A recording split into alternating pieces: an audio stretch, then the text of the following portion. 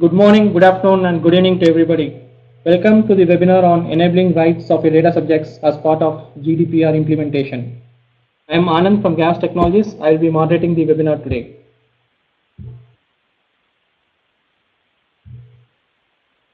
Before we start, I would like to share some quick suggestions. Attendees can post their questions in the chat window provided in the Click Webinar control bar.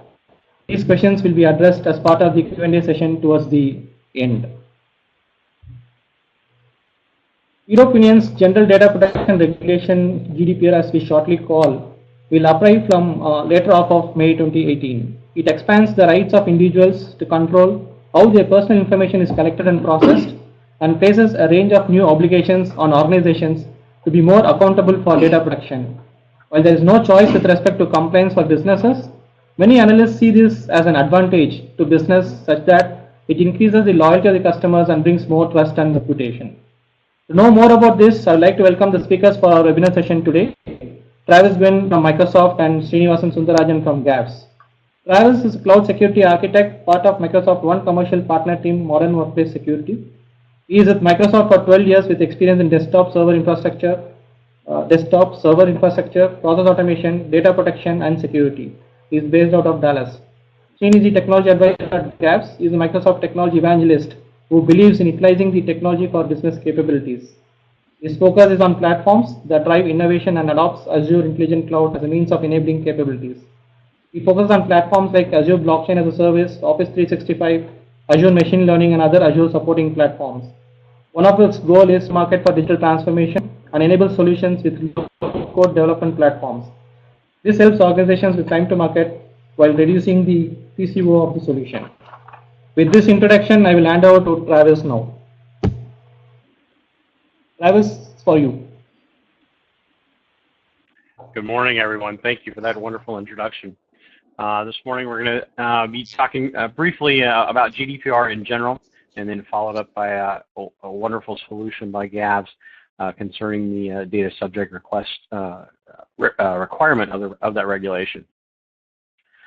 So, if you're not already aware, the General Data Protection Regulation is a new requirement that's going to be going into effect for European Union citizens that greatly increases individual privacy rights when in regards to their personally identifiable information. The four major changes here are greatly enhanced personal privacy rights, where individuals have greater control over their data, as they might be controlled by. Guys, I just lost the presentation. Did it go away? Anyway, we'll continue. Enhanced personal privacy rights, rights to understand what their data is, what people are doing with it, etc.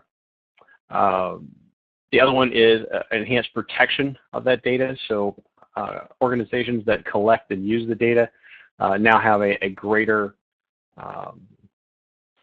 responsibility to protect the data. The other one is mandatory breach reporting. So if an organization does experience a data breach, they have mandatory requirements over timelines and what's reported, and there are significant monetary penalties for non-compliance. That can be quite large. Okay, I've got the presentation back, guys.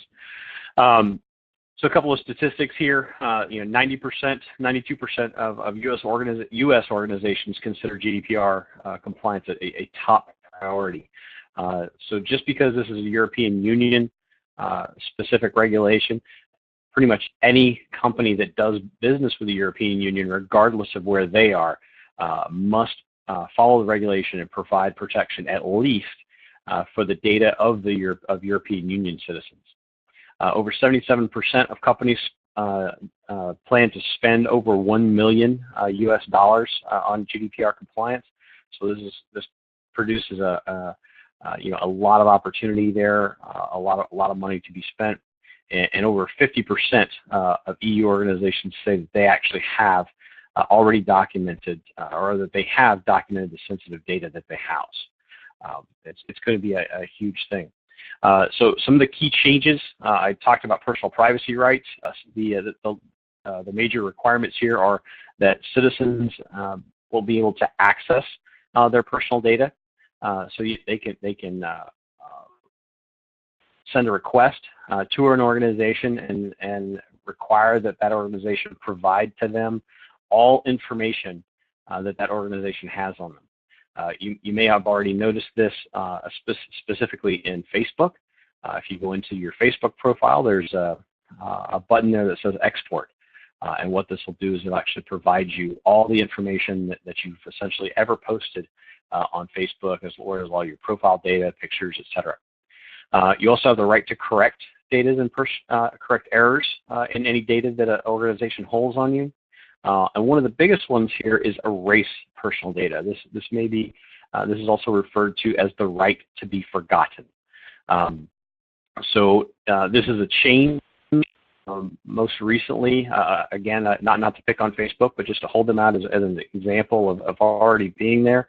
Facebook, within the last couple of weeks, implemented another button essentially just next to the export, where you can actually delete your account. And this is a change from their prior capabilities, where you could disable your user account, but it never deleted it. So you could disable it, come back, a year or two later, and just re-enable your account, and everything would still be there. Well, now if you delete it, it actually deletes everything. It's gone, and if you were to want to redo it, you would have to set up a brand new profile and upload whatever you wanted, because everything would be gone. There are exceptions to the erase personal data, such as other binding legal contracts or other laws, regulations that require retention for legal purposes. But the citizen can also object to the processing of that personal data. So you may be able to hold it, but they can object to your processing of it and maintaining it, or processing it for some marketing purposes, as an example. The last one there is export personal data. So this kind of ties into that same button, where you can export all your personal data from an organization, and it must be provided to you in a common portable format. The next one here, controls and notifications. This is where it's talking about organizations will actually have to provide protection for personal data using appropriate security. And that's the wording in the regulations, appropriate security. So that's left to some interpretation there, but it's up to organizations to determine what that appropriate security is. Notifying authorities of personal data breaches. You have 72 hours from the time an organization becomes aware of a data breach. They have 72 hours to notify the data protection authority in the country or countries of the persons that might be affected. When an organization collects data, collects personally identifiable data from citizens, they actually have to obtain appropriate consent. So they have to ask them, can I collect this data, and can I use it for these purposes? And the person has to consent to that. But they also have to keep very detailed records on what they do with that data. To continue that, they have all their policies must be totally transparent. They have to provide clear notice that they are collecting data and what they're doing with it. They have to keep this posted, say, on their websites, as far as what their policies are, what their data retention and deletion policies are, and what the purpose and use cases of processing that data. They also have a responsibility and a requirement to train all of their employees to be able to understand what is personally identifiable information, what is sensitive personal information. They have to keep, audit and update their policies. They can't just write a policy and stick it on a shelf. It needs to be constantly updated as technologies change. They have to employ a data protection officer if they meet certain requirements. And a data protection officer is similar to a CIO or a CTO, but they are responsible for essentially regulation compliance. They're the person that would collect all the data and report to the DPA if they did have a breach, but they're the ones that are responsible for ensuring that people are trained and ensuring processes are in place to satisfy all the requirements of the regulation. So Microsoft puts GDPR in four different pillars here. Discover, manage, protect, and report.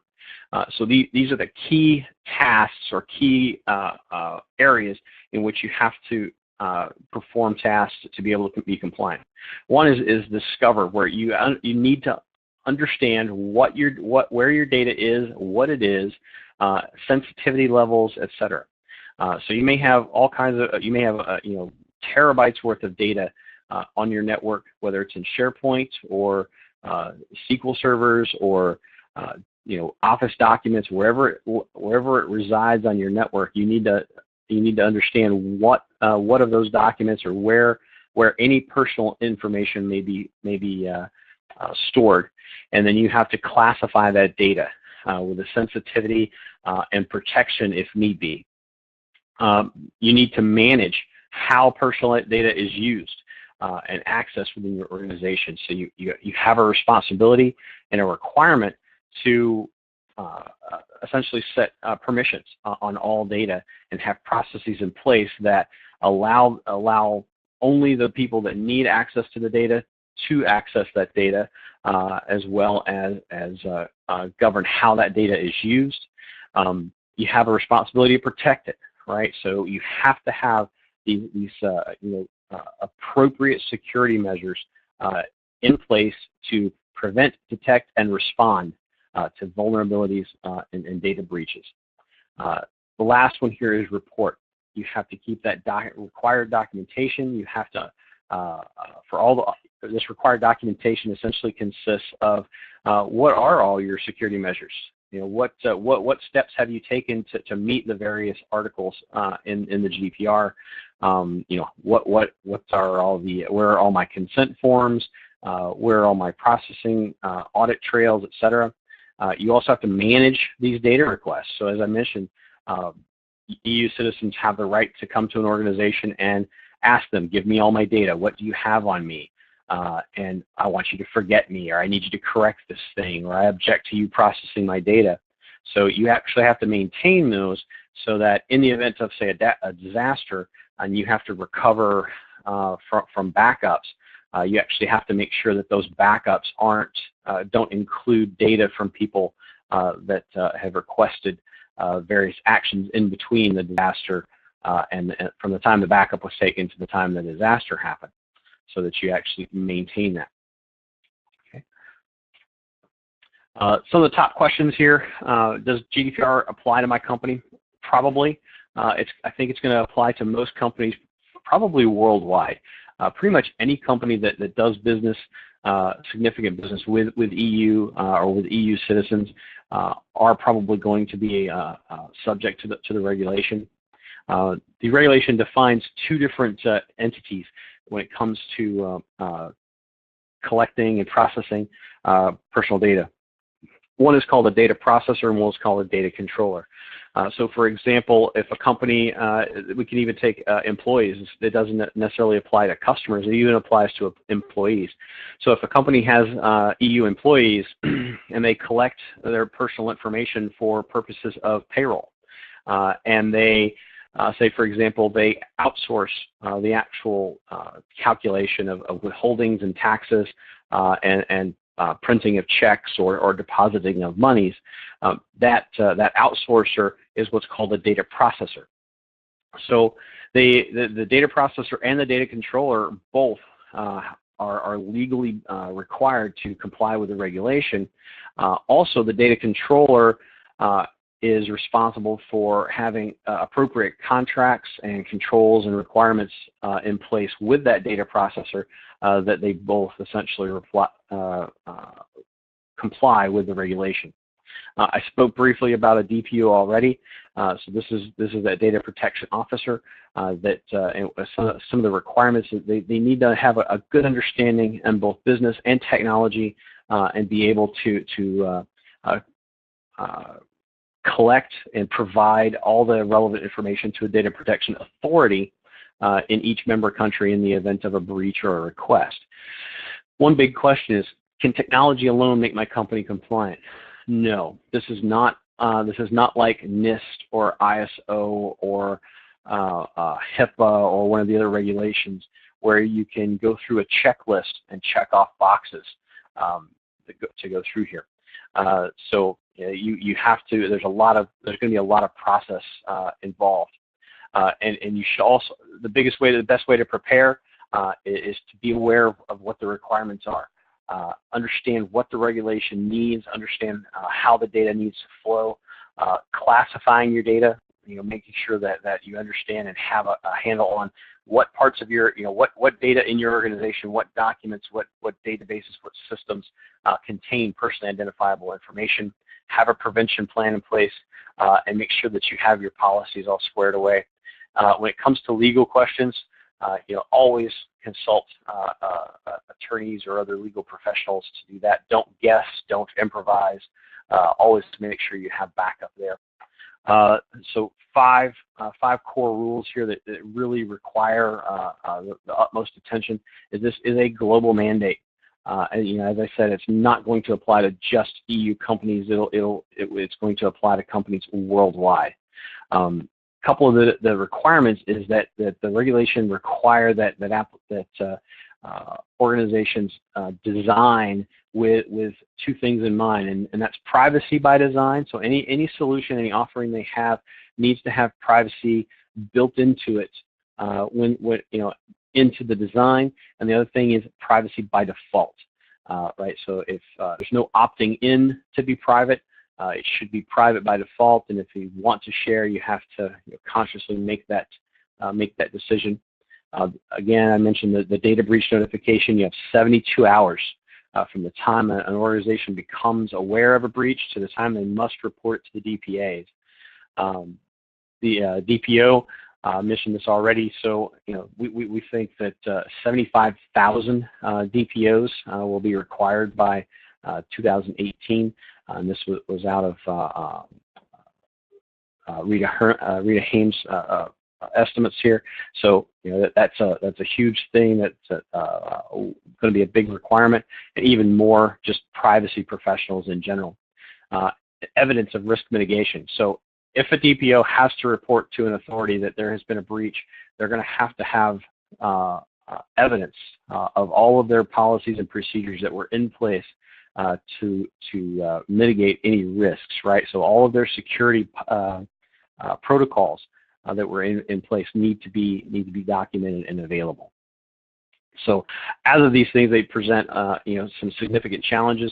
One of which is that what we call data subject access requests or data subject requests, which is one area that GAVS has absolutely got a great solution for. And with that, I will turn this back over to Anand or Sri. GDPR defines a set of rights for the data subjects. The data subjects could be like your employees, vendors, customers, or anyone. Any EU citizen could be your data subject. Now, having defined these are all the set of rights, correct? Which means that a data subject have a right to access his data, or he should be given the permission to rectify the data, erase the data. So there is a whole bunch of access rights have been given to the data subjects. Now, what is important for the organizations is to establish a ways with which they establish communication, bidirectional communications with the data subject. That's what we mean by data subject DSARC, which will basically we mean that data subject access rights communications. So now, most organizations as of today are not fully prepared to handle the communications with the data subjects. That's what the solution that we are proposing as part of GAVS, powered by Microsoft Solutions. Now, what could be your issues when handling the communications with the data subjects? The first issue could be like you don't have enough time because the deadline is nearing. You may have multiple touch points with the data subject, and how can you enable a unified communications. That is number one. The second thing is that your data subject as well as your employees needed to get educated of your privacy policy, your GDPR policy, how do you handle the personal data. So a lot of education and awareness is needed. The third thing is that as mandated by the GDPR, every organization may have to employ a particular role called a data protection officer. So how can we empower these data protection officers with the tools and processes and procedures so that they are fully able to handle the communication? It basically defines for the data subject, and that means that every ways and means to have a communication, bidirectional communication platform with the data subject, and at the same time the data protection officer who will be responsible for handling this request in the defined time without any delays. He should also be empowered with all the mechanisms so that he is not missing anything. So considering this needs, correct, so what we have built as part of GAVS is basically a platform, a bidirectional platform which does these four things. One, it empowers the data protection officers, the DPOs, with a 360-degree view of all the requests that are coming from the data subject, and this platform will alert them just in case. It has got an alert mechanism so that any data subject request that has not handled within a defined time. For example, somebody makes a request and within 5 days no one has handled that, the system will alert the data protection officers. The second pillar of this platform, it provides a base and means to engage with the data subject so that data subject can securely converse with the organization by sending mails and ensure that they get the response. And this platform is also multilingual, which means that it could handle most of the European language when it comes to communicating to the data subject with respect to your policies and procedures and other things. The third pillar of this is that, as I mentioned, the awareness is very important with respect to the implementation of the GDPR, so that this platform ensures that your data subjects are fully getting the information. It is basically a chat-based system that is part of the platform, such that the data subject can communicate with the chatbot so that they will know the policies, they could ask questions back and forth, and this knowledge base can be tailorable per organization, which means that not only the generic GDPR related questions, but also organization related questions can be entered through the system, and all the data subjects will be answered. The next piece of the solution is basically the central portion, which is about the communication platform, which enables the data subject to communicate with the backend organization. And on the top you will find that the data protection officer, who is empowered with a dashboard of all the requests, which means that, correct, suppose there are 10 pending requests, the data protection officer will get a view of all the pending requests, and then who has given that request and what kind of a request. Is it a request for a change in data, or is it a request for a erasure in data? All that information will be provided to the data protection officer, and the system will also let it to alert and escalate this person on a regular interval. For example, you have defined the alert intervals like 5 days, which means that if a request is not handled within 5 days, the data protection officer will be alerted through emails as well as other mechanisms. So basically, and finally on the left hand side is the integration platform, so that once the request is accepted, the integration platform will securely integrate with multiple backend systems. It could be a mainframe or an Oracle or an SAP based system, and will execute that request. And this will also perform a discovery process also, so that we could map the backend schemas or the tables with this system, so that you will exactly know where is your data present and perform the actual execution. So between these four pillars, correct, the system will ensure that the data protection officers are empowered, and the data subjects are providing an engagement platform. They are also educated of the processes and procedures, and finally their requests are being executed. Okay, so with that introduction, I could show a brief demo of the platform. Please wait for me to share my desktop. Okay,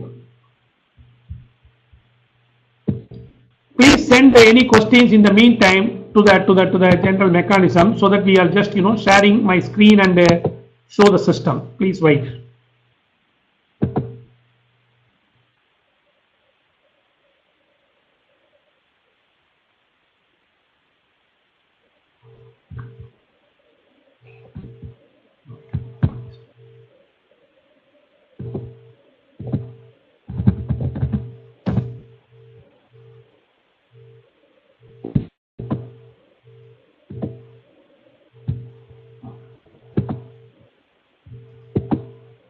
Give me a minute. We are just opening our applications.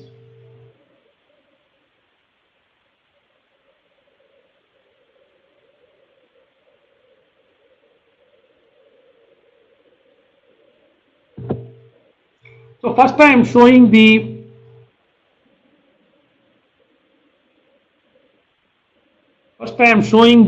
dashboard application that is being used by the data protection officer, so that the data protection officer is fully empowered with all the GDPR requests, and he will not miss anything, so that organization will not have any penalties. So you see again, this dashboard is just a sample. If you want to add any specific needs about a specific portal site or any other reporting, that could also be enabled, because all the data is available to the backend systems, and we could show them. Okay, so give a couple of minutes, because some of them are running on a less powered this thing, because being a demo platform. But now it has come. But you will see that, correct, how many data subjects have registered and how many requests have actually come through, and whether these requests have been handled or not, and what kind of a request. For example, whether the people have asked for right to object, or they asked for right to eraser, what kind of a communication has been asked, and the system tracks them fully. And it not only that, the system also tracks the individual request, whether what the workflow behind the individual request. For example, if you take this particular request from a data subject, the system will tell that, correct. It will not only that, the system, another feature of the system is that it automatically detects the language of the request. Okay, for example, few requests made in English, the request could also be made in other languages, which we will demonstrate a bit later. And the system will detect the language, and depending upon the language, the system will send the templates appropriately, which means that you need to communicate your privacy policy in French to somebody.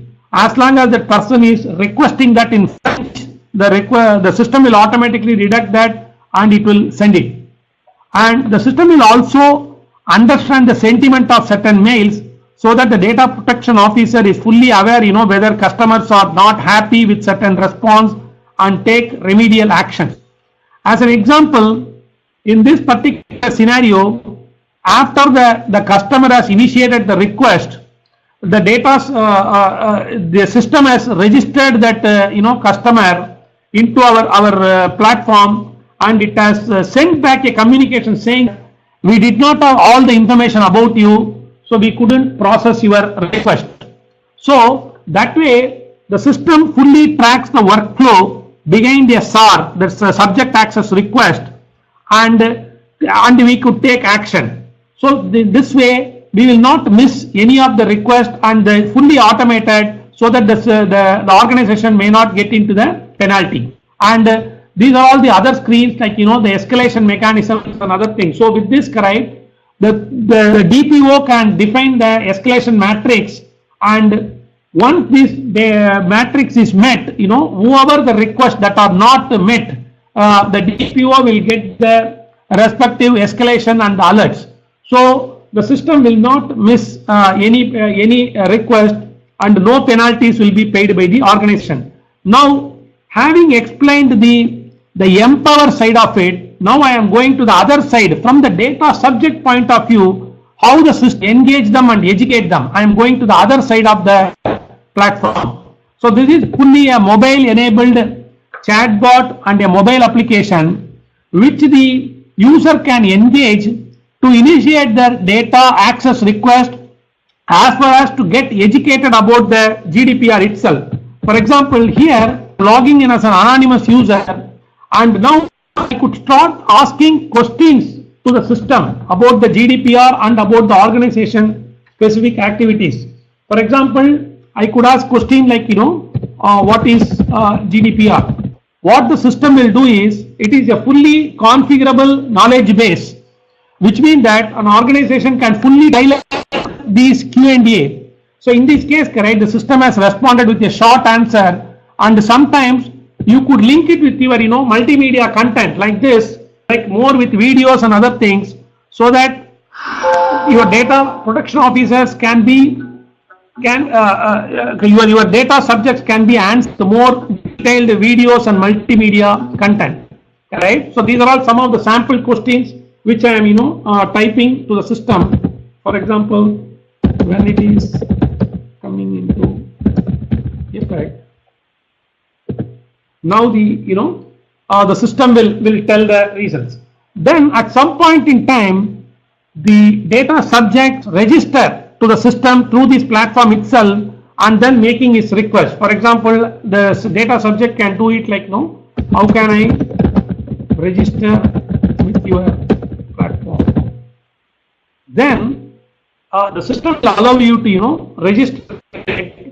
At that point in time, a data subject, a SAR request will be automatically created to the system. So now, correct, I am onboarding myself to the platform as a data subject, and then it will ask you like what kind of a access request I would like to have. For example, I am asking that I wanted to exercise the right to access, okay, which is one of the data subject requests. So I'll say that as a user, I am exercising right to access, and I am providing some information about me so that the backend system can link my information and provide me that information. For example, I'll say that this is my customer ID, and I am providing some more information about me also, so that later I could authenticate myself using a facial recognition system. And another feature of the system, when you are using a devices which are pen enabled, I could write my consent form also, because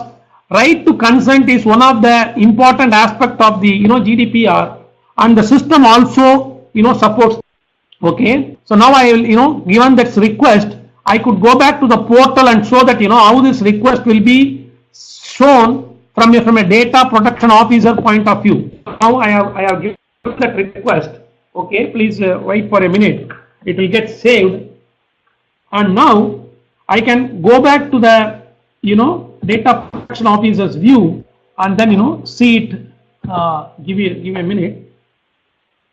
I'm just refreshing my screen. So you see, correct, the request that I made from the portal, from the chatbot system has come here, and because I made a valid request, correct, because as Srinivasan Sundararajan, as a data subject, I made a valid request which is about see, now it says the request is initiated through the bot. It has automatically identified the request as initiated through the bot, and after the initial registration, the request has been accepted because I made a valid request of right to access, because this is a valid request with respect to GDPR. So the system has accepted that request, and you will find that the entire platform has been tailored to the same thing. So this way, a data subject is fully aware of what's happening. And after a brief while, these Power BI dashboard with respect to graphs, everything will get updated so that the data protection will not miss anything. Okay, and suppose the same user is coming back to this platform as a chatbot user, he can come back and he could check the status of his request. For example, he could ask what is the status of my last request. So this way the system will have a bidirectional communication, okay, and he could check the status. Now check the status from the data protection officer point of view. Now I am logging in as a data subject and checking the status of my request. Okay, I am clicking it, and then I have multiple ways to authenticate myself. I could authenticate using an one-time password as well as using voice or a facial recognition, because we have added enhanced security to the system. Now I am logging in using facial authentication. Give me a minute.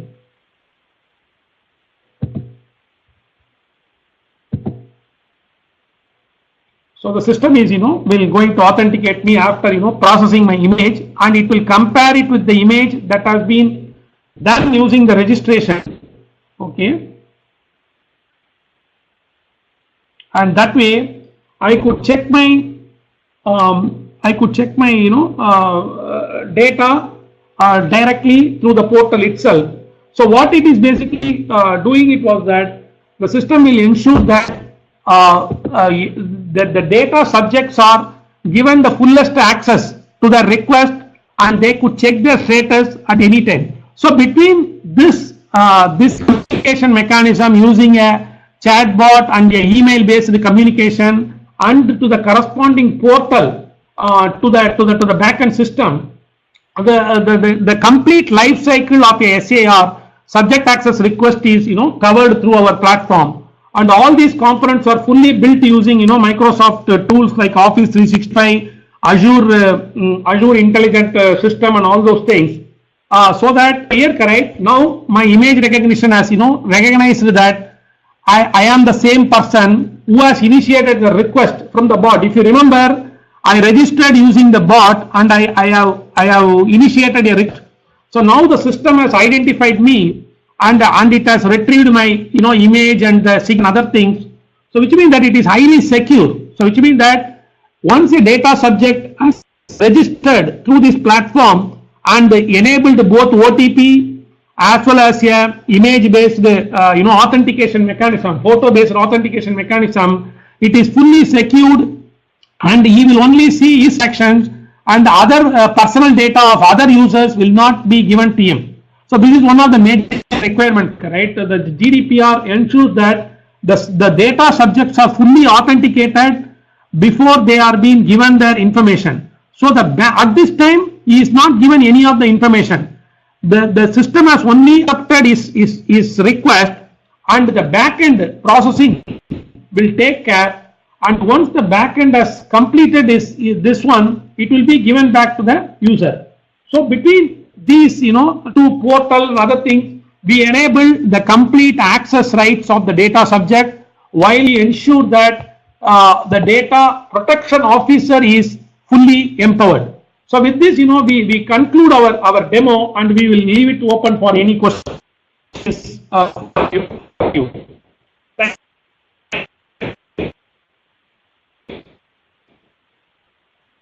Yeah, thanks, Srini. One by one. There's a first question here. When a client uses an ATM for cash withdrawal or deposit, how will Microsoft, as the OSS W7 or W10? Srini, you want to answer that? I think Travis can answer it. It's more about the Microsoft specific. Yeah, Travis, you want to take that question?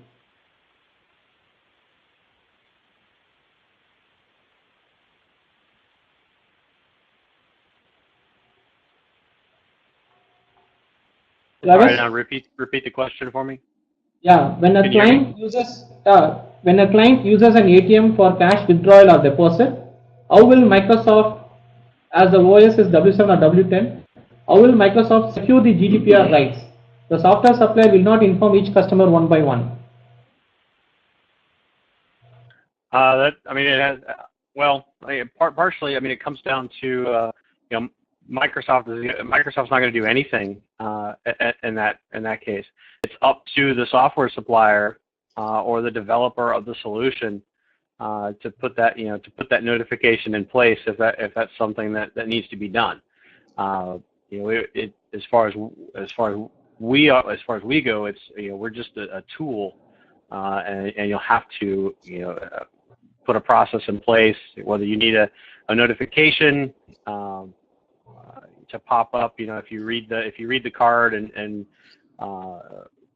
understand that it's an EU-based card, that it's up to the software supplier of whatever whatever is actually running the ATM machine. I mean, it may be Win 7 or Win 10 or even Windows XP as the ATM operating system, but it's just the operating system.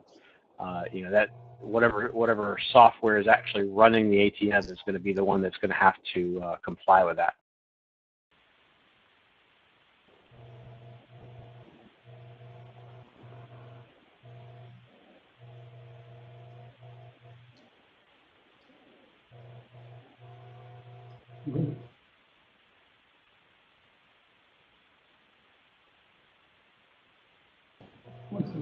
Okay. For an insurance company, health data of a customer is crucial. With the consent of customer, an organization may use the data to run claim handling models. How your system makes sure the processing of this data subject, which is basic insurance customers, and basically empowering the data protection officer with all about that communication. And as we have shown, we have provided option to accept the consent through a pen-based system, and we could also implement other options for accepting the consent.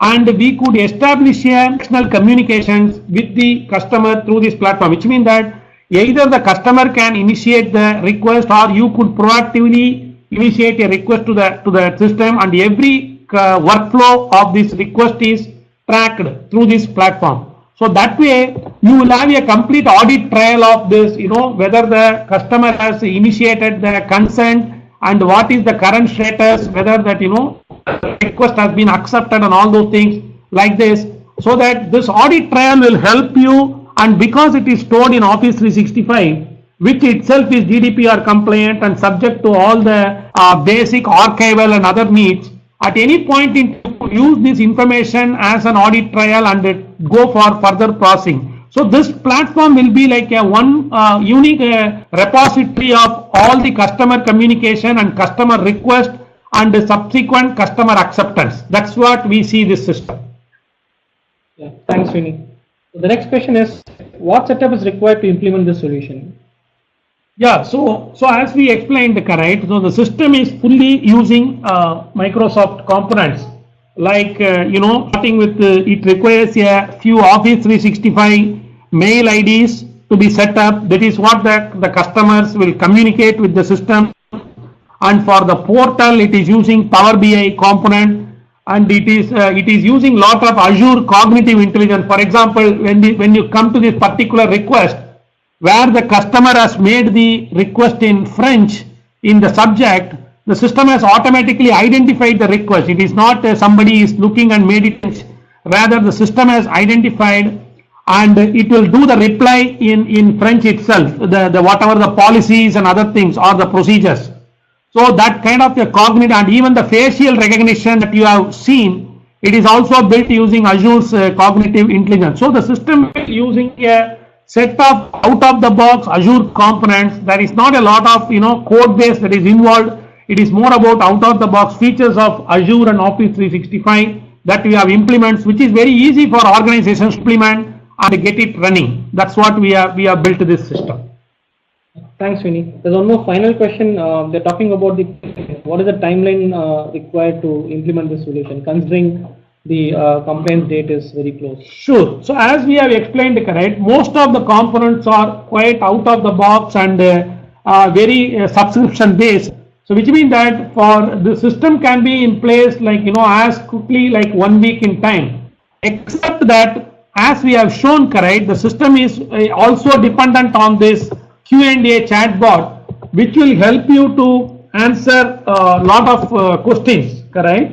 Questions. For example, now I'm typing some general questions as well as organization specific questions. So this needs to be specific to that organization. some of the questions can be taken from the generic GDPR information, but most of the other information is organization specific, which is again a easily usable portal is available for the data protection officer to customize these questions. But it is always better that we put our entire question bank into our system, and this chatbot will answer all the questions of the data subjects.